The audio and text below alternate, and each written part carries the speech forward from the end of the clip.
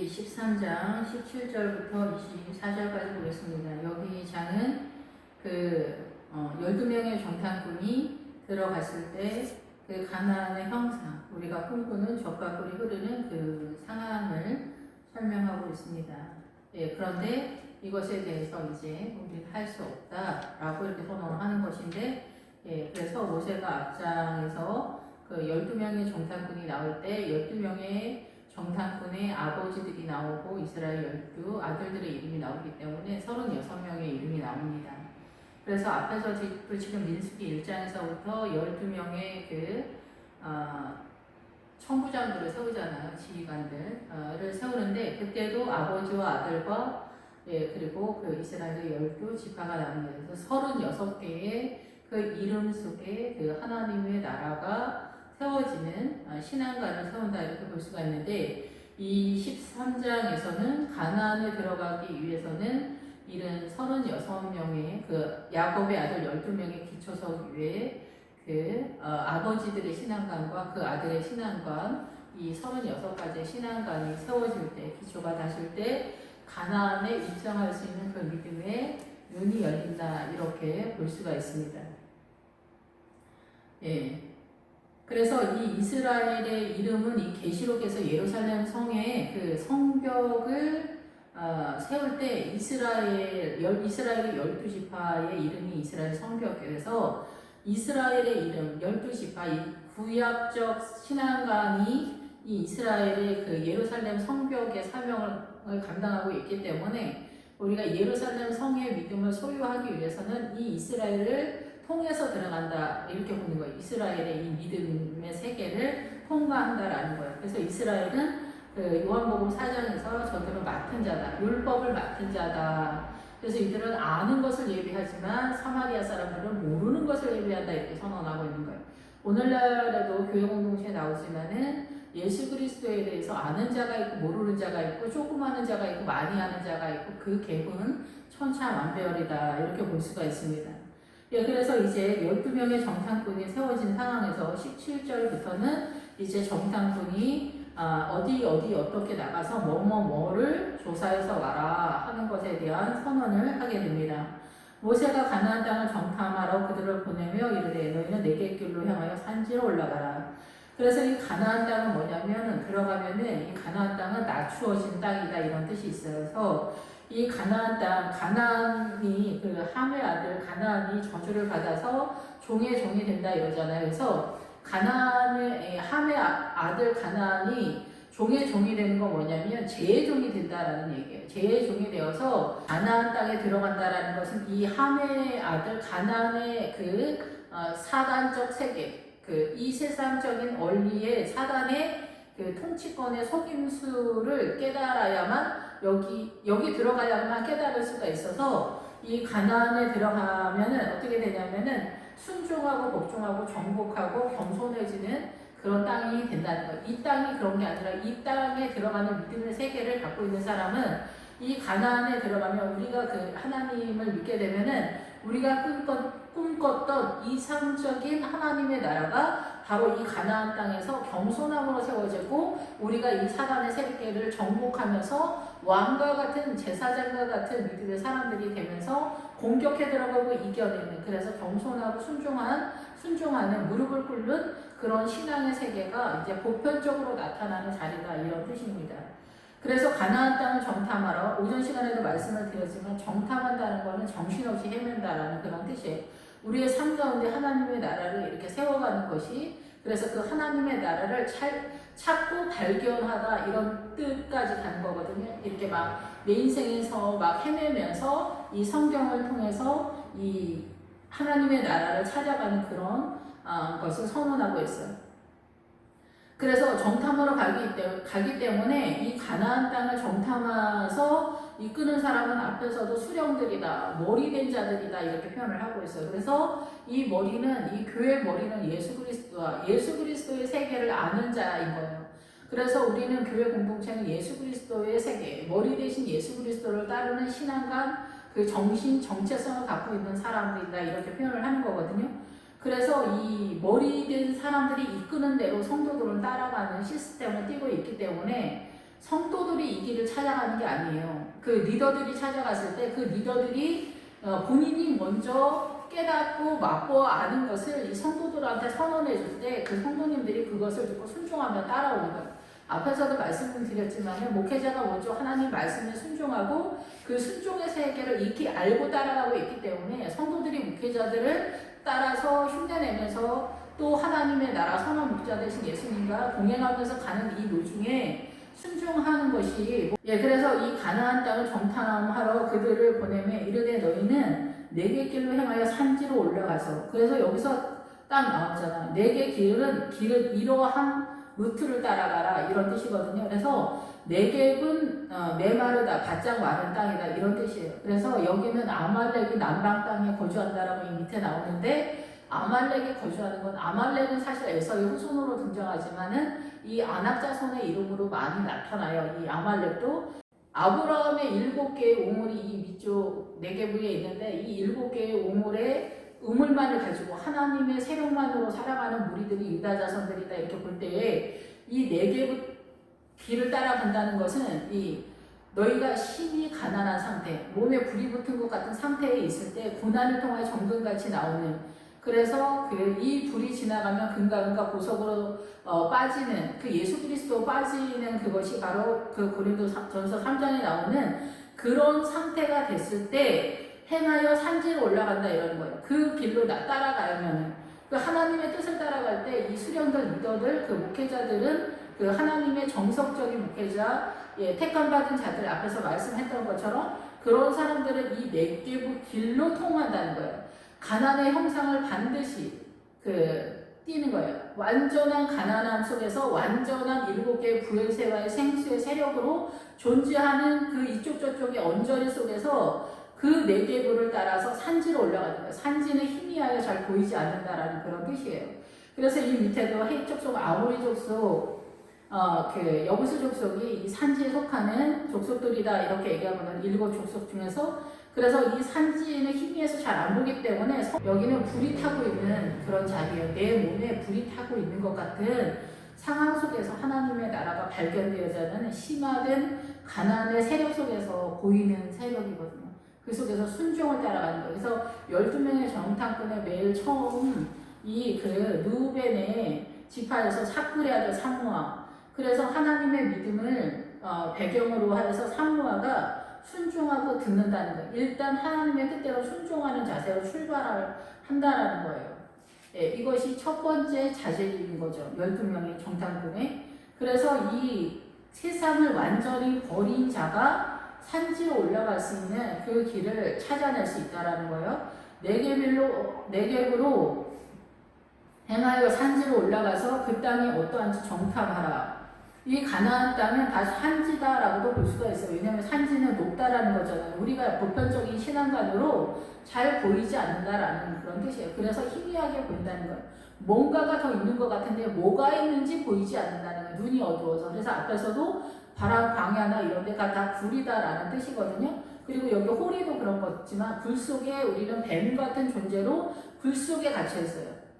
그런 존재가 우리 사람의 존재, 선악과를 따먹고 사단의 통치권으로 이 세상으로 들어왔기 때문에 우리의 눈이 동굴 속에 갇혀 있는 것 같은 어둠 속이다. 거기서 빛이 하나도 없는데 예수 그리스도께서 이 조금의 틈을 내서 이 빛을 쏘아줄 때 이게 전부가 아니는구나. 이게 뭐지? 이 만나의 세력 속에 그러면서 하나님의 나라에 대해서 눈을 떠가기 시작하는 거예요. 그 땅이 어떠한지 정탐하라. 그래서 가나안 땅이 어떻게 돌아가는지 정탐하라는 거예요. 그래서 정탐하는 것은 이제 정처 없이 헤매면서 하나님의 나라를 찾아가는데 그러면서 주님이 말씀을 먼저 깨닫게 하셔서 말씀이 삼일길을 먼저 가는 거예요. 그러면서 그 말씀을 깨달았다고 해서 그게 다 아는 게 아니에요. 그 깨달아지면 말씀을 통해서 내 삶 속에서든 성경을 통해서든 깨달아졌으면 그 깨달은 것에 나를 맞추기 시작하는 거예요. 깨닫는 것이 이제 출발인 거예요. 모르면 아예 모르는 거고. 그래서 정탐하여서 깨달아지면 그 땅 범인이 강한지 약한지 많은지 적은지와 여기는 이제 개인적인 어떤 신앙관이기보다는 공동체적인 입장에서 보는 관점이라고 볼 수가 있어요. 우리나라 옛날에 선교사들이 들어왔을 때 그리고 일본의 선교사들이 들어왔을 때 그 선교사들을 다 죽였잖아요. 그래서 하나님은 이런 전략 저런 전략을 막 쓰긴 하는데 마지막 때 그 종말론적인 그런 마태복음 24장에서도 말씀을 드렸지만은 그 우리 인간의 욕심 때문에 복음이 억지로 이렇게 선포되고 흘러갈 수 있도록 하는 방법이 그 영국이 다이아몬드를 다 찾아서 그 아프리카를 향해 나아가는 거예요. 그 어려운 길을 복음 때문에 가는 게 아니라 아프리카의 다이아몬드 때문에 가는데 그들이 가지고 있는 게 있었어. 그건 뭐냐면 예수 믿는 거야. 그래서 그 땅에 가서 예수를 믿으니까 거기 있는 이제 종들에게도 복음을 나눠주고 이러면서 다이아몬드 때문에 일은 크게 벌어지는 그런 상황이었고, 우리도 이제 많은 선교사들이 들어왔지만 복음을 들고 왔을 때는 전면전을 뛰게 되는 거예요. 그래서 우리가 흥선대원군이 그 많은 순교자들이 발생하게 되고, 그리고 뭐 이렇게 오는 사람들을 다 죽이는 그런 상황이 되었어요. 그런 즈음에 하나님께서 우리나라를 귀하게 보셔서 일본이 먼저 쳐들어와서 일본이 우리나라의 국가 기능을 상실하게 하니까 우리나라를 지키는 세력이 없는 거예요. 근데 복음이 들어와도 누구 하나 복음, 서양 종교를 막을 수 있는 세력이 없는 거예요. 국가 기능이 없는 거죠. 그런데 만약에 우리나라가 일본이 공격해 들어오지 않았고 이 조선이 있었다면은 조선의 국가가 이 복음이 들어왔을 때 완전 봉쇄를 하는 그런 상황이 될 거예요. 그것이 아마 이슬람이나 힌두교나 이런 거에서 이 복음이 들어갈 때 어둠의 세력이 이 빛의 세력을 막는 그런 것으로 국가의 세력으로서 공격해내기 때문에 이게 어렵다는 거예요. 그래서 복음이 들어가는 것이 바늘구멍처럼 들어가는 그런 상황이 되는 거예요. 약간의 틈을 벌리면서 들어가는. 그런데 우리나라는 완전 무법지대가 되었고 일본이 우리나라를 망하게 했기 때문에 우리나라는 여기에서 완전히 복음이 싹이 나고 자라는 것에 누구 하나 저해하지 아니하고 이 개인에게 복음이 쳐들어올 때 너무나 막 쳐들어오는 것 같은 정말 그런 들이닥치는 상황으로 나타나는 상황이었다라는 거죠. 예, 복음적인 입장에서. 그래서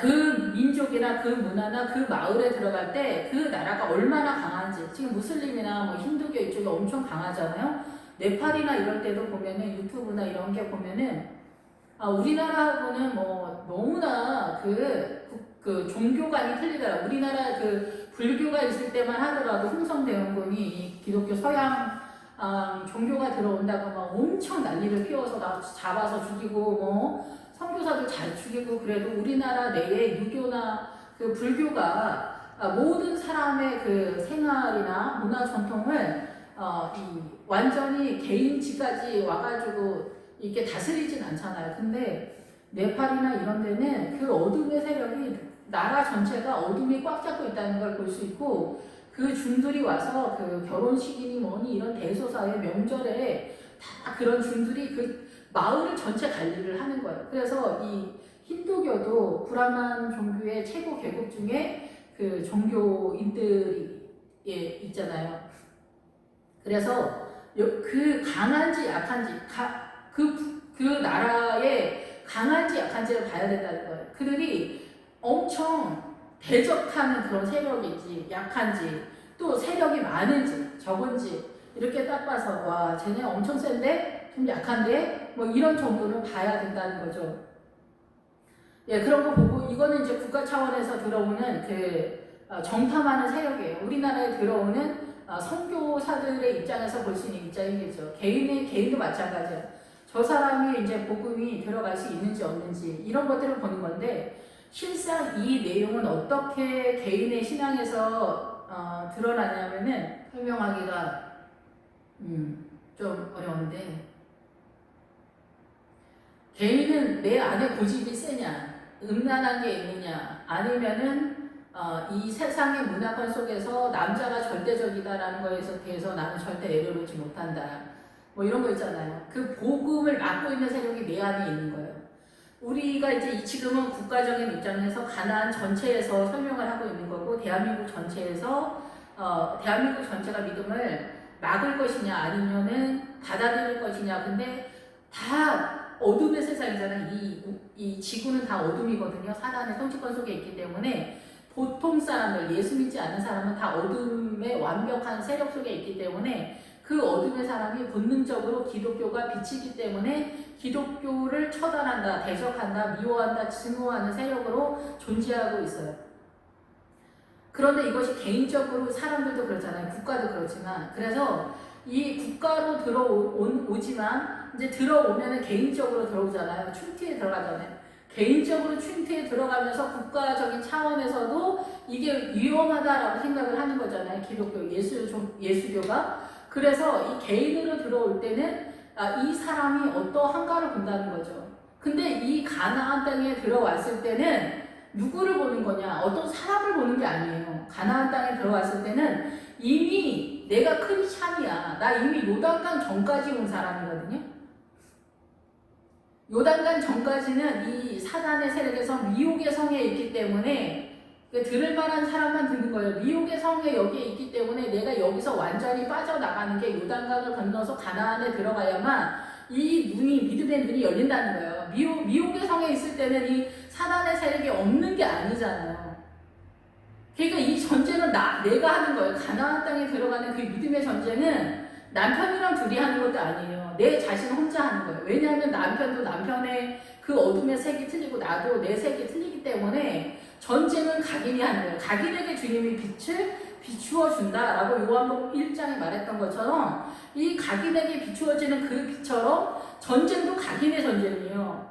유사하게 흘러가는 믿음의 어떤 전이 되어지는 상황도 있죠. 가족 멤버들은. 그러면서도 이 가족 속에 그 믿음이 완전히 똑같지가 않아요. 에서와 야곱이 쌍둥이잖아요. 쌍둥이는 똑같다는 거예요. 누가 볼 때, 인간적인 측면에서 볼 때 야곱이랑 에서는 똑같은데 사람은 구별을 못한다 얘기예요. 그런데 믿음 안에 들어갈 때만 에서와 야곱이 구별이 된다는 거예요. 이 구별이 어디에 들어가야 이게 보이냐? 야곱과 에서가 어디에 들어가야 보일 것 같아요? 가나안 땅에 들어가야 보여. 이것도 눈이 어두워서 우리 보이잖아요. 그러니까 물과 성령을 거두고 나서 이 신해산 광야 언저리에 투입됐을 때 여기서부터 이 요단강 전까지는 우리는 완전히 사단의 미혹의 성에 있어요. 띄엄띄엄 빛도 구경을 하고 하나님 살아계시네 뭐 어쩌고 저쩌고도 하고 막 여러 사건들이 있지만은 이 사건을 배경으로 해서 이 가나안에 들어가서 하나님의 나라가 보이는 완전히 이제 주님에서 의해서 이기는 전쟁을 하는, 그래서 여호수아만 보이는, 예수님만 보이는 그 통치권에 들어가는 게 여호수아예요. 가나안이에요. 들어가기 위해서. 그래서 이 개인이 좋은지 나쁜지 강한지 약한지는 국가적인 측면에서도 볼 수 있지만 개인적인 거에서도 볼 수가 있는 거예요. 저 사람은 정말 가나안적 믿음을 가질 수 있을 것 같다. 이렇게도 볼 수 있지만은 세 보일 수도 있다. 아주 강팍하다, 고집스럽다, 뻔뻔하다, 막 이런 것들이 강하다라는 그런 뜻에 들어가 있거든요. 강하다, 약하다, 느슨하다, 뭐 이런 거. 게으름도 이 막는 세력으로 들어가는 거예요. 세력이 많은 것도. 그 세력이 많은 거는 지식적인 것이 많을 때 이게 불가능할 수 있어요. 이성적 작동이 많이 할 때, 이 광야에서도 그게 문제인데. 이 가나안 땅에 들어갔을 때는 여리고성에서 이스라엘을 전부 바치거든요. 이스라엘만 바치는 게 아니라 하여튼 다 바치기 때문에 여기서 새로운 신앙관이 세워지는데 거기에서 이제 나 자신을 다 살피는 거예요. 정탐은 나 자신을 살피는 거예요. 누구를 정탐하는 게 아니라 다른 사람들도 나 자신을 정탐한 그 믿음의 세계에서 보이긴 하죠. 그런데 정확한 거는 나 자신을 정탐하는 거예요. 나 자신을. 그 어둠의 세력을. 그래서 사는 땅이 좋은지 나쁜지와 사는 성읍이 진영인지 산성인지 이 땅에 나올 때 아모리 가나안의 7 족속이 있는데 그 7 족속 중에서 아모리 족속이 7 성읍 7 왕으로 되어 있는데 이 아모리 족속은 요단강을 건너기 전에 2 성읍 2 왕으로 구축되어 있어요. 근데 이 아모리 족속의 2 성읍 2 왕이 요단강 전에 있는데 이 2 성읍 2 왕을 먼저 잡지 않으면은 이 요단강을 건너가기 어려운데 이 2 성읍의 두 왕, 헤스본 왕 시온하고 바산 왕 옥을 잡아야 돼요. 근데 그 바산 왕 옥과 시온의 왕은 뭐냐면 여기에서는 부자가 되고 싶다라는 것과 생각의 영역이에요. 그래서 내 생각의 영역이 내 것이 아니다라는 것을 우리가 무슨 수로 알겠어요? 이 하나님의 은혜로 이 생각의 영역과 부자가 되고 싶다. 이거를 버리게 될 때, 포기가 될 때, 안 된다는 걸 알게 될 때, 항복이 될 때, 손을 들게 될 때 하나님이 딱 밀어요. 요단강에서 밀으면은 저쪽 땅에 가 있는 거예요.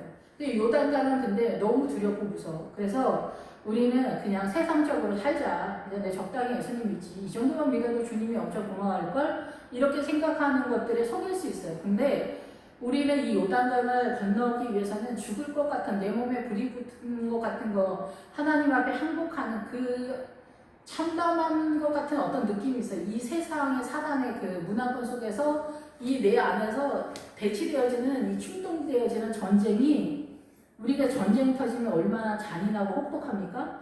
그 잔인하고 혹독함이 나의 영혼 속에서 날마다 일어나는 거예요. 그 상황 속에서 이 요단강을 건너게 되고 요단강에서 볶음국식을 먹게 되는 거거든요. 그래서 이 바사랑 옥이 바로 비옥한 땅이에요. 여기 요단강 바로 전에 그 누우벤과 가까운 므낫세가 거주했던 그 땅을 점령하게 되었을 때 여기서 이제 사단이 움직이는 것들을, 사단이 정말 있구나, 귀신이 역사하는구나, 정말 만만치가 않구나, 어마어마하구나, 이런 것들이 보이기 시작하는 거예요. 그러면서 이제 거기서 하나님의 나라를 이제 더 적극적으로 잡게 되어지는 믿음의 세력이 또 나타나게 되는 거죠.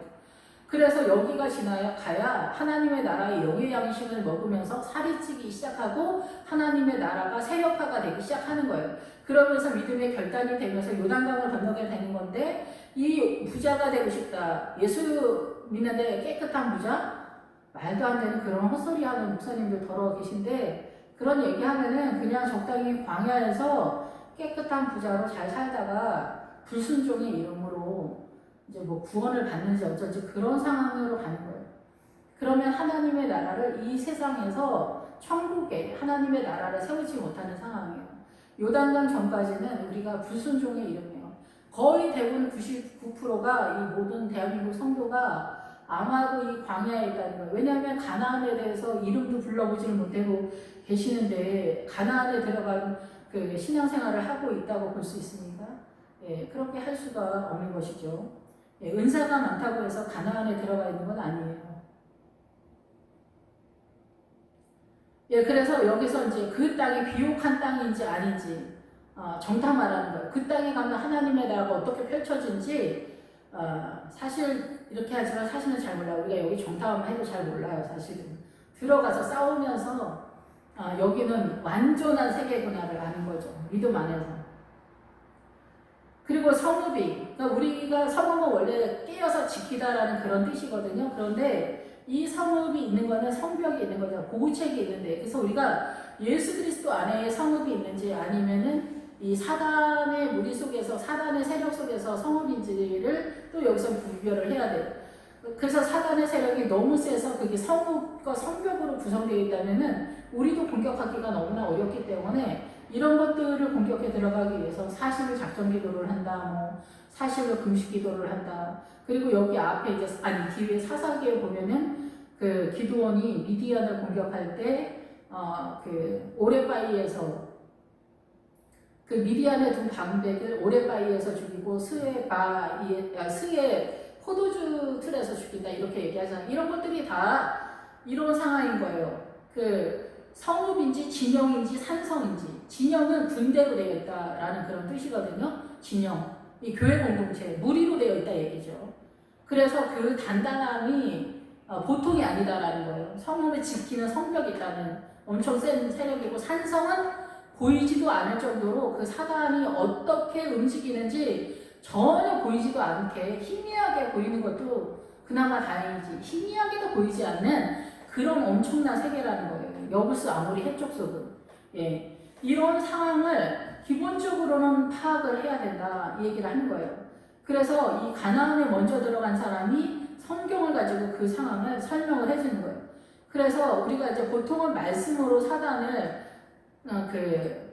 스웹바이는 바이, 예수 그리스도의 세력으로, 스웹은 깔까마귀라는 뜻이거든요. 그러니까 까마귀 정도의 세력을 말씀으로 물리친다라는 거예요. 그리고 오랩과 스웹인데, 오랩은 그렇고 스웹은 뭐냐면은 스웹은 그 여우다라는 거예요. 늑대의 여우 이런 종류예요. 그러니까 얘네를 쫓으려면은 중보기도나 아니면 작전기도 정도는 해야 얘네가 물려줘요. 그래서 여기서 포도주 틀이라고 나오는 거예요. 이게 고난을 통해서 물러간다는 거예요.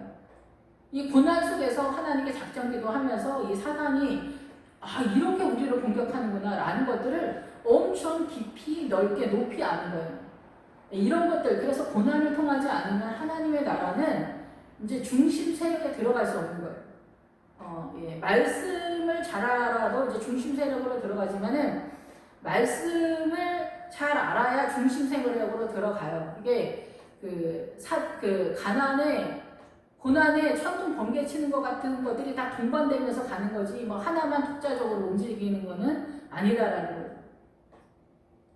그래서 가사나목에 공격해 들어가면 여기는 비옥한 땅이 되면서 영의 양식이 보이기 시작하는 거예요. 하나님의 말씀이 인간적으로 이해하고 성경을 인간적으로 해석을 하시는 분들이 많단 말이에요.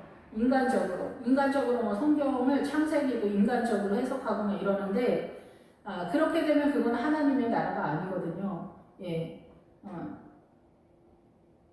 루키도 마찬가지예요. 루키에서 며느리하고 시어머니 얘기로 설명을 하면 이거 이 세상 원리로 설교를 하는 거잖아요.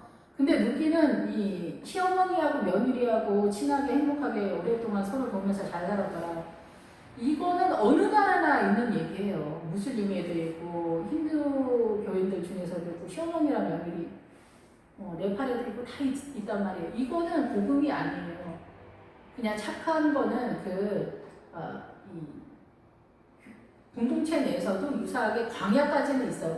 이것도 가나안 색은 아니야. 근데 룻기에서 나오미는 교회 공동체를 말하고 룻기는 이방인을 말하는 거거든요. 아비멜렉의 그 아들들 이스라엘을 말하고 이스라엘이 결국은 복음의 완성을 이루지는 못하지만은 이 룻이 보아스와 결혼할 때 말론과 기론의 이름으로 이 룻의 자손들이 흘러간다. 이 얘기는 뭐냐면은 결국은 이스라엘의 이름으로 완성된다는 얘기예요. 그래서 종말론에 가서 이스라엘 이름으로 완성된다는 게 아니라 이 예루살렘 성읍의 믿음에 들어갈 때 그 성경 문을 열고 들어가는 게 이 이스라엘의 이 복음 속에서 들어가기 때문에 이스라엘의 이름이 그렇게 대단하다는 거예요. 이 성도의 이름에 있어서. 어쨌든 길지만은 그래서 이 비옥한 땅에 들어가서 이 영의 양식, 하나님의 뜻대로의 영의 양식을 먹을 수 있는지 없는지 니네가 알아라. 이게 여기 들어가야 강한지, 약한지, 많은지, 적은지, 좋은지, 나쁜지, 성읍인지, 진영인지, 산성인지, 비옥한지, 메마른 건지를 알 수 있다. 얘기해요. 이것도 여기 들어가야, 가나안에 들어가야 알 수 있다라는 거예요. 정탐꾼들은 이미 들어갔다, 정탐을 하고 나왔으니까 아는 거 아니에요. 그래서 말해주는 거잖아요. 네, 어렵다라고 생각을 하면서 그러니까 들어가야 아는 거예요. 가나안에 들어가지 않으면 모르는 거예요. 이 요단강 전에는 주님이 전체적으로 미혹의 생리라고 그러셨어요. 예, 메마름도 이 세상적으로 메마름은 이 부엘사엘과 7개의 성읍을 부르는 신앙간의 시스템을 떼고 있기 때문에 이런 것도 중요하죠. 나무가 있는지. 나무는 뭐냐면은 사단 쪽으로도 센 세력이 나무일 수 있고 하나님의 나라 쪽에서도 센 세력으로 나무일 수 있어요. 똑같이 나무로 표현될 수 있지만 이 나무가 의도하는 건 뭐냐면은 우리가 물과 성령으로 거듭나면은 이 신야상 광야 언저리로 투입되는데 그 중간에 홍해를 건너잖아요. 그러니까 신약에는 이제 믿음으로 이렇게 들어가지만 구약에는 홍해를 건너서 들어왔는데 이 홍해가 말하는 게 갈대숲이다라는 뜻이잖아요. 갈대숲이다라는 얘기가 뭐냐면은 우리가 애굽에 있을 때는 갈대적 존재다라는 뜻이에요. 그런데 우리가 물과 성령으로 거듭나서 시내산에 들어오면은 백양나무 뭐 이런 걸로 나오는 거예요. 그래서 나반의 믿음 뭐 이렇게 되는 거거든요. 나반이 백양나무 뭐 이런 흰새, 흰 뭐 이런 뜻이에요. 그리고 벽돌이다 뭐 이런 뜻이거든요. 예, 건물을 짓는 것에 있어서. 그래서 나반은 이미 교회 공동체의 세력으로 등장하는 거예요. 그래서 우리가 물과 성령으로 거듭나면은 이 시내산 광야 연절에서 광야를 지나서 애굽으로 들어가는데 이 애굽에 있는 교회 공동체의 성도들이 있다가 자기 자식을 낳으면은 이 자식들이 바로 가나안의 믿음을 얻는 게 아니에요. 이 사단의 문화권에서 이 자식들도 또 살기 때문에 이 사단의 문화권에서 이 자식들도 또 각인에게 빛을 비추어지는 것처럼 개인으로도 등장을 하게 돼요. 그러면 얘네들 훈련을 받아야 되니까 이걸 또 어떻게 설명하냐면 하나님이 바단 아람으로 보내는 거예요. 이 바단 아람은 이 삼촌이 거기 교회 공동체라는 거예요. 교회 공동체. 제가 깨닫기는 그래요. 그래서 이 성도들이 교회 공동체에서 이 가나안적 신앙이 아니라 이 광야도 아니면서 이 교회 공동체에서 또 이 가나안으로 빠지는 이 시스템이 또 세워지고 있는 그런 상태다라는 거예요. 삼촌이 있는 삼촌의 거기 가면은 거기서 이제 교회 공동체에서 신앙생활을 하면서 가나안으로 또 입성하는 그 형상이 야곱을 통해서 나오는 거예요. 야곱. 그래서 야곱은 이쪽에서 출발하는 게 아니에요. 이쪽에서 출발하는 거지. 이 교회 공동체에서 또 출발하는 그런 형상을 띠고 있는 그런 상황이라는 거죠. 예, 요셉은 또 애굽에서 또 이제 펼쳐가는 그런 세계. 그러니까 성도의 색이죠. 요셉은. 또 다른 색인데 어쨌든 그래서 이런 모든 것들도 여기에 올라가야 가나안에 들어가야 보이는 거예요. 눈이 열린다. 그러지 않으면은 광야에서는 안 보이는 거예요. 뭐가 어떻게 돌아가는지 모르는 거예요. 그러니까 목사님들이 먼저 깨달은 것을 선포할 때 순종하는 믿음이 정말 중요한 거예요.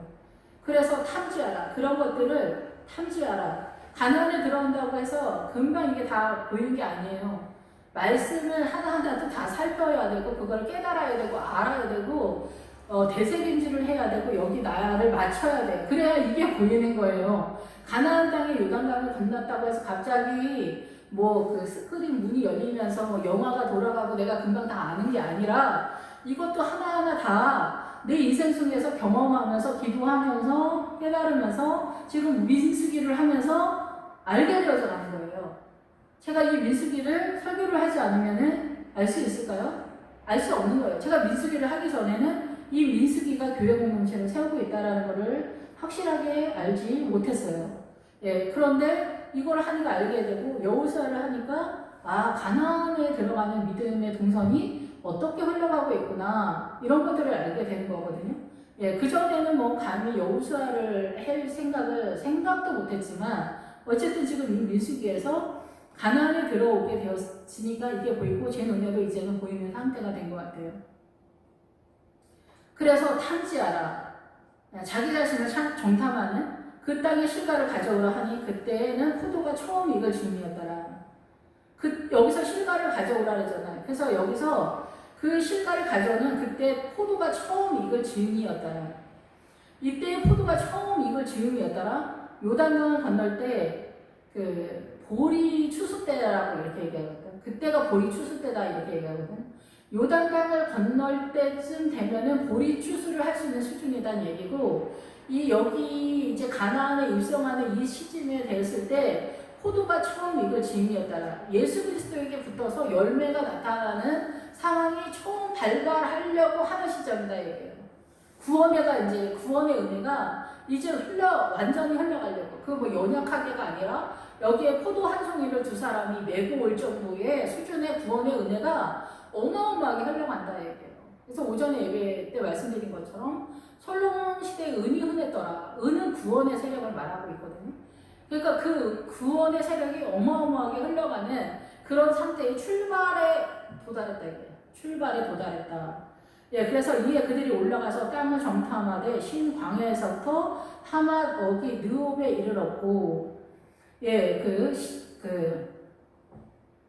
이 신광야는 가데스 바네아 근처 어디 광야거든요. 그래서 이 신광야는 울퉁불퉁한 뜻이에요. 그래서 여기는 이 하나님의 나라가 원활하지 않은 광야이기 때문에 가데스 바네아가 탈주자 그리고 도망하는 그런 자리예요. 그래서 여기가 광야는 가나안으로 도망가는 그런 자리. 우리가 그러니까 예수님을 믿으면은 물과 성령으로 거듭나서 이 신광야 신의 산 광야 언저리에 이제 투입이 되게 되는데 우리의 삶의 현장은 그냥 이 세상이란 말이에요. 그래서 이 세상에서 우리가 믿음이 연약할 때는 광야와 같은 인생을 산다는 거고 믿음의 영적 전쟁을 열심히 하면 거의 대부분 광야에서 헤매다가 이제 나이가 들면은 하나님의 은혜로 가나안에 입성하게 되어지는 몇몇에 있겠죠. 이제 이런 상황에서 21절에 가면은 신광야는 울퉁불퉁한 바위다라는 그런 뜻이에요. 그래서 예수 그리스도가 잘 보이지 않는 그런 믿음의 수준이다 이렇게 볼 수가 있겠죠. 그래서 이 광야는 이 세상인데 세상으로 기반한 울퉁불퉁하게 하나님이 어떻게 보면 띄엄띄엄 보이는 그런 상태다 이렇게 볼 수가 있고, 하맛 어기는 성벽으로 둘러싼 성이다라는 뜻이에요. 그래서 이 하맛 어기가 어렵다라는 거겠죠. 넓은 넓거나 개방된 장소를 말해요. 목초지. 그래서 여기 오면은 너희들이 영적인 양식을 먹을 수 있는 목초지로 넓은 곳을 말하는 거예요. 그래서 여기도 다 세상에 있는 상태에서 선언을 하고 있어요. 여호수아에 들어가야 이 세상의 원리가 우리를 공격하지 않는 것으로 등장하기 시작하게 됩니다. 지금 여기는 여호수아를 꿈꾸고 있는 그런 상태, 여호수아서 가나안을 꿈꾸고 있는 상태. 그래서 거기에서 너희가 네겝으로 올라가. 지금 이제 네겝이 계속 등장하게 되죠. 이 세상에 대한 이 세상의 아름다움, 이 세상의 돈이나 명예나 권세나 이런 것들이 효력이 발생하지 않는 가난한 형상을 띠고 있는 상태에서 올라간다는 거예요. 네겝으로. 마르고 건조한 땅으로 올라가서 네가 그런 가난함의 척박함 속에서 헤브론에 올라가는 거예요. 이 헤브론에 올라가는 것은 연합하다 하나가 되다라는 건데, 이것을 사단의 원리도 사단도 이 아모리 족속 속에서 이 헤브론을 쓰거든요. 이 헤브론이 아모리 족속의 성읍의 이름이에요. 그래서 이 사단도 이 연합하다 하나가 되다를 사용하고 있는데, 그게 WCC가 이방 종교, 다른 종교들과 연합하는 것으로 하나를 이루어내는 전략을 세웠는데, 그것이 이제 이루어진 상태죠. 그래서 대한민국에서도 이 WCC 행사를 대한민국에서 치른 상태가 된 거죠. 그래서 대한민국이 더 환란이 들이닥친 게 아닌가 저는 그렇게 생각이 됩니다. 그래서 이 헤브론을 이르렀을 때는 원래는 예수 그리스도의 이름으로 하나님의 색으로만 하나가 되어야 되는데, 여기에서는 이방 종교, 그래서 이스라엘이 망할 때 우상을 섬겼더라, 바알을 섬겼더라 이런 얘기가 다 뭐냐면은 바로 그 WCC 마인드를 말하는 거예요. 바알은 주인이다라는 뜻이에요. 그리고 예수 그리스도의 상대를 말하는 것이기 때문에 사단의 세력이 바알로 나오는 거지, 우리가 말하는 거 예수 믿다가 불교를 믿다가 이렇게 했다라는 얘기가 아니라, 우리 안에 세상적인 사단의 세력이 들어와서 타락한 세속화된 믿음이다라는 얘기를 하는 거거든요. 그래서 바알이 등장할 때는 바알의 뜻이 또 신랑이다, 남편이다, 주인이다, 통치자다 이런 뜻이에요. 예수님도 마찬가지예요. 예수님도 신랑이다, 통치자다, 신랑이다 이런 뜻이거든요. 그래서 예수님과 사단이 우리의 주인이다, 양쪽의 주인인 거예요. 이 가나안에 입성한 여호수아가 등장하게 될 때는 거기서는 예수님만 보이는, 그리고 그 가나안의 세력에서 전쟁을 하는 그런 상태다라는 것입니다. 그래서 이제 헤브론에 이르렀는데, 헤브론은 애국 소환보다 7년 전에 세운 곳이라. 그곳에 아낙 자손 아이만과 세세와 달메가 있었더라. 그래서 애굽 소환은 애굽에 소속한데, 이 소환은 출발하다라는 그런 뜻이거든요. 그래서 우리의 믿음의 출발지는 애굽에서 출발을 하게 되고, 애굽은 그 영혼들의 저택이라는 그런 뜻이 있거든요. 그리고 애굽은 세상이기 때문에 세상을 애굽으로 표현하고 있는데, 이 애굽의 물줄기는 나일강이잖아요. 나일강은 뭐냐면 사단의 물줄기다. 사단의 그 물줄기, 사단의 그 세력으로 산다. 믿지 않는 사람들은. 그리고 예수님을 믿어도 우리가 그 물줄기를 먹고 마시는 성향이 굉장히 많은 것이 나타나게 되는데, 물과 성령으로 거듭나면 그 물줄기를 마신다라고 보기는 어렵지만은, 이 광야에서는 한동안 문제라는 거예요. 그래서 이 창세기에서 그 우물을 발견했다라는 것이 그 하나님의 나라를 발견했다라는 그런 뜻이에요. 전쟁 속에서. 그래서 7개의 우물을 차지하는 부엘세바에까지 이르러야 되는 거죠. 근데 7년 전에 세웠다 이렇게 표현을 하고 있어요. 그러면서 여기에 아낙 자손 아이만과 세사와 달메가 있었더라 이렇게 표현을 하고 있습니다. 안악자손은 기본적으로 목걸이다, 장식이다, 이렇게 목조름이다 이런 뜻을 가지고 있어요. 안악자손은 목이 하나 더 큰 그 사람들이다. 이래서 우리가 뭐 옛날 고전, 뭐 고고학이나 이런 데에서 거인이 있었다, 뭐 이렇게 얘기하거든요. 그래서 이 가나안에 있었던 사람들은 덩치가 굉장히 컸다 이렇게 보기도 하고, 지금 우리나라 사람들이 미국 사람들을 보면은 미국 사람들이 이 안악자손처럼 보이겠죠. 목 하나 크고 하나 더 있고 키가 작아도 백인들 덩치하며 힘하며 뭐 이런 거에서 우리하고 뭐 잽이 안 되잖아요. 미국 사람들이 한 방 때리면 우리가 뭐 싸울 수 있는 이게 그게 안 되잖아요. 그러니까 우리가 이제 미국 사람들 뭐 서양 백인들을 볼 때 아마도 안악자손이다 이렇게 느끼는 것처럼 이스라엘 사람들이 이 가나안에 갔을 때 그렇게 보았다라는 거예요. 기본적으로 문자적으로는. 예, 그런데 메시지적으로는 목걸이 장식이다, 펜던트다 이런 뜻인데 여기서 이 뜻이 뭐냐면 목을 조른다라는 거예요. 그래서 이 안악자손은 세상적으로 장식을 갖고 있는 세력들이에요. 그래서 서울대 나온 사람들 설명을 하는 거니까 뭐 서울대 나왔다고 해서 뭐 그렇다는 건 아니에요. 서울대 나온 사람들도 크리스천들도 많고 그럴 텐데 서울대 나왔으면은 이 대한민국에서는 최고를 치니까 장식을 할 때 그만한 장식이 없잖아요. 그래서 우리는 서울대 가려고 막 피 터지게 공부하잖아요. 서울대 나왔어. 그러면 여기다 편면이 딱 그렇게 쓰면 와 서울대 나온 사람이구나.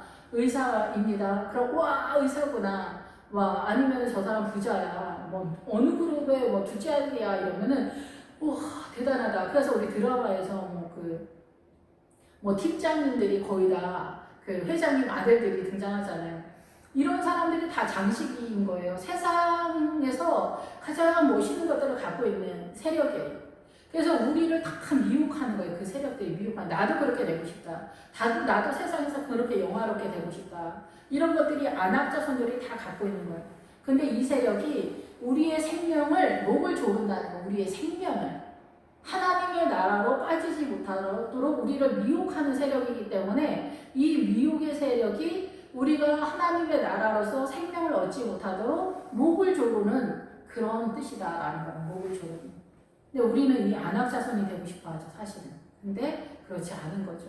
우리가 그런데 주님은 이 안악자손을 없애야 된다는 거예요. 근데 우리는 이 세상에서 이만한 믿음이 없으니까 이 안악자손이 되고 싶어 한다는 거예요. 이게 크리스천들이 그러니까 예수님을 어떻게 믿는지를 모르는 거예요. 눈이 어두워가지고 예수 믿어가지고 이 세상을 갖고 싶어하는 거예요. 그래서 요한일서에 세상을 사랑하는 자는 아버지의 사랑이 들어갈 수 없다라고 하잖아요. 세상이 사단의 통치권 속에 있는 거고 주님의 나라는 이렇게 척박함으로 나가는 것이기 때문에 우리로서는 참 어렵다, 힘들다 이렇게 보는 거죠. 그래서 여기서도 우리는 여기 못 들어간다고 물고 물고 난리가 나는 그런 상황이 되는 거예요. 그래서 이 안악자손 중에서 아이만이 등장, 아이만과 세세와 달메. 여기에서 아이만과 세세와 달메는 여기 들어오면은 아마도 그래서 이제 여기서부터는 같은 뜻인데 어느 쪽에서 해석을 할 것이냐, 예, 이게 중요한 거예요. 이렇게 가나안에 들어온 상태에서 안악자손을 선언하기 때문에 본격에 들어갔을 때 우리가 요단강 전에 있었던 나의 존재와 요단강을 건너고 나서의 다른 존재로서의 형제고 희게되고 표백되어지는 희게되고 닭고랑이 있는 자리에 있는 것인가 이렇게 생각이 됩니다. 예, 그래서 에스겔 골짜기에 이르러 에스겔 골짜기는 포도송이라는 그런 뜻이거든요. 그래서 거기서 한 포도송이를 달린 가지를 베어 여기서 포도송이가 달린 가지를 베어할 때 이 가지를 베다라는 것은 무슨 뜻이냐면은 그 가지를 다듬다, 가지치다 막 이런 뜻이에요. 그래서 우리가 가지치다라는 거는 이 가지를 쳐서 다듬어서 더 좋은 열매를 얻으려고 가지치기를 하잖아요. 그런 뜻이에요. 그래서 나 자신의 불필요한 것들은 하나님의 나라에 의롭지 않은 거는 뭐 등산 다니는 거, 취미 같은 거, 죄는 아니지만 뭐 축구하는 거, 뭐 이런 것들을 잘라내는 거. 내가 직업을 구할 때도 하나님 주일 성수를 하지 못하는 쪽의 직업들, 경찰이나 뭐 이런 쪽으로 내가 가지 않는다. 뭐 이런 것들도 아마 가지치기에 해당되는 것이다. 이렇게 볼 수가 있어요. 불필요한 가지를 잘라내는 것이기 때문에 그래서 보다 더 하나님의 나라를 세우기 위해서는 하나님의 나라를 세우는데 방해 요소가 있는 것 같은 것들은 차단하는 세력으로 들어간다 이렇게 볼 수가 있죠. 베어서 둘이 막대기에게요. 막대기는 뻗어가는 세력이잖아요. 홀 그 지팡이도 그렇지만 이 지파의 이름이 막대기잖아요. 그래서 하나님의 나라의 세력이 흘러가는 성도들의 믿음을 말하는 띄어서 메고 성류와 무화과를 따니라. 성류와 무화과는 이스라엘의 무화과는 이스라엘의 꽃이잖아요. 그래서 이 무화과와 성류는 이게 모양이 비슷해요. 밖에는 별론데 그 안에 틀리잖아요. 무화과는 꽃이 피지 않고 열매부터 맺는 나무예요. 보통은 꽃이 먼저 피고 잎이 나오는 나무들도 있지만은 그것도 신기하다고 하는데 열매부터 달리고 잎이 나는 그런 나무는 무화과가 아닌가 이런 생각이 들어요. 이제 잘 모르겠어요. 근데 무화과는 열매가 먼저 맺히면서 잎이 나고 무성해져요. 근데 이 무화과는 꽃이 안 펴요. 그 꽃이 어디에 피냐? 이 무화과를 반을 자르면 그 안에 공간이 있고 이 안이 이렇게 안에 빨갛게 되어 있어요. 이렇게 조그만 이렇게 다 아시죠? 이렇게. 그래서 이 무화과가 말하는 건 뭐냐면 성도의 믿음은 이 영혼 안 속에 우리의 영혼 속에 어린 양의 성전이 세워진다는 거예요. 구약은 예수 그리스도의 모형을 잡는 사명을 했었고 그 구약의 모형이 이 십자가를 통해서 예수님이 오시고 나서부터는 이 어린 양의 믿음이 믿음으로 전환이 돼서 예수 그리스도의 형상 어린 양이 우리의 영혼 속에 세워지는 것을 일컬어 무화과다 이렇게 표현하는 거예요. 근데 무화과보다 훨씬 더 고급진 게 이 석류예요.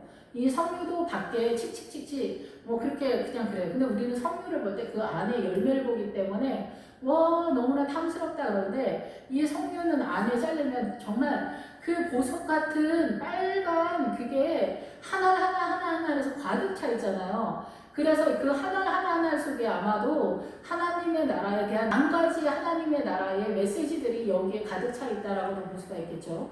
그래서 이 성령하고 무화과는 우리의 영혼 속에 어린 양, 예수 그리스도의 성전을 세워가는 그 믿음의 실제가 이 우리의 영혼 속에 있기 때문에 육안으로 볼 때 보이지 않는 거예요. 그래서 성막도 이 성막 텐트를 쳤을 때 그게 예수 그리스도의 모형인데 밖에서는 돌고래 같은 그런 어떤 이게 가죽으로 이렇게 씌웠고 그 안에 흰천 붉은 천이 있어요. 붉은 천이고 그 안에 흰 세마포가 있거든요. 그래서 여기는 예수 그리스도의 십자가로 들어가면 희게 된다는 메시지를 담으면서 밖에서는 이 성막 안의 내용이 전혀 보이지 않아요. 똑같은 성도회가 있어도 권사님이 믿음이 좋은 것 같다 정도지 구체적으로 이 사람의 믿음이 어떻게 세세하게 흘러가는지 전혀 보이지 않거든요.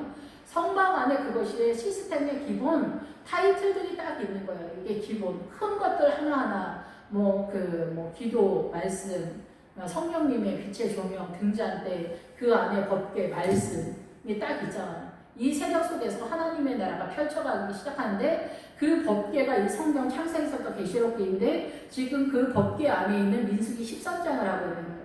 그러니까 이 성류 안에 있는 그 방울방울 하나 그 어딘가 언저리 하나다 이렇게 보는 거예요. 그래서 이 안에 들어가면 드디어 포도송이 하나가 두 사람이 메고 올 정도의 어마어마한 구원의 세력이 흘러가면서 이 하나님의 나라가 무화과와 성류의 세력으로 우리의 영혼 속에 세워져 가는 거예요. 이제 그 광야에서 미혹의 성에서 헤매서 잡힐 듯 잡히지 않는 하나님의 나라가 이제 요단강을 건너서 가나안에 입성하면은 이렇게 하나 정탐해서 이 좋은지 나쁜지 성읍인지 진영인지 산성인지 비옥한지 메마른지 산성인지 이런 것들을 하나하나 보면서 알게 되어지는 그런 상황이 된다는 거예요. 이게 무화과와 성류의 세력으로. 그래서 그것을 우리의 이 가나안에 들어가면은 세워지는 거고 우리도 똑같이 솔로몬의 연인이었던 솔로몬이 예수님을 상징하기 때문에 아가서에서 술람미 여자가 그리스도의 신부를 상징하잖아요. 그래서 술람미 여자가 우리를 말하는 거예요. 우리도 다 술람미 여자의 그 대표성 속에서 같이 공동체로 가고 있는 상황이라는 거예요. 그래서 술람미 여자는 누구냐? 아가서에서 솔로몬이에요. 솔로몬 자신이에요. 솔로몬의 여성형이 술람미 여자예요. 술람미 여자인데 솔로몬이 그 아가서를 쓸 때 자신은 술람미 여자, 그리스도의 신부의 입장에 있는 거고 이 솔로몬은 예수님을 상징하는 그런 차원에서 그 아가서를 쓴 거예요. 예, 그래서 이 아가서는 보면 헷갈리죠. 누가 솔로몬 말이고 누가 술람미 여자의 말인지 잘 안 보이는데 어느 지점이 되면은 그게 보이기 시작하게 될 거예요. 그 아가서가 어느 말인가는 보게 돼요. 그게 딱딱딱 나눠지진 않지만 이거는 주님 말이고 이거는 술람미 여자의 말이구나 이게 보이기 시작하게 될 거라고 생각이 듭니다. 예, 그렇게 되면은 이 이스라엘 자손이 거기서 포도를 베었으므로 그것을 에스골 골짜기다 이렇게 골짜기가 나오면 천둥 번개가 동반한 고난의 골짜기다 이렇게 보여집니다. 그래서 여기는 믿음의 세력이 세워지는 장소예요. 그래서 우리가 구원을 얻는 포도송이가 구원의 열매이잖아요. 그래서 이 포도원, 포도주 뭐 이런 세력이 이 구원의 세력도 이 고난을 동반한 천둥 번개가 치는 것 같은 내 인생의 혼박함 속에서 구원의 은혜도 흘러가는 거예요. 그래서 정금같이 나온다, 금강과 보석으로 나온다 이런 것들이 다 예수 그리스도로 빠진다는 거, 예수님의 세력으로 빠진다는 거, 그리고 예수님을 안다는 그런 상황이다라는 것입니다. 기도하겠습니다. 할렐루야 주님, 우리가 꿈꾸는 가나안은 이렇게 화려하고 멋지고 우리가 꿈꿨던 그 믿음의 나라가 이렇게 현실화가 되어서 나타나게 됩니다. 여기에 들어가야만 이 모든 것이 실제적으로 우리 눈에 보이고 깨달아지고 인식하게 되고 이 말씀에 우리가 맞추는 훈련되어지는 겸손함으로 들어가는 순종되어지는 세력으로 들어갑니다. 이 자리로 들어갈 때 우리에게 느끼는 이 세상에서의 체감은 천둥 번개가 치고 비바람이 몰아치고 눈보라가 치는 것처럼 혹독함이 우리를 감쌀 때가 너무나 많이 있습니다. 그럴 때마다 우리가 죽겠다고 탄식할 때 주님 불쌍히 여겨주시고 우리의 의지와 상관없이 우리를 끌고 가 주시기를 원합니다. 아버지 감사와 찬양 드립니다. 이 말씀이 다 저희들의 신령 가운데 무화과와 석류가 어린 양의 성전이 세워지며 포도송이가 사람 피만하게 세워지는 그 포도송이로 나아갈 수 있도록 축복하시네 감사드립니다. 예수님의 이름으로 기도했습니다. 아멘.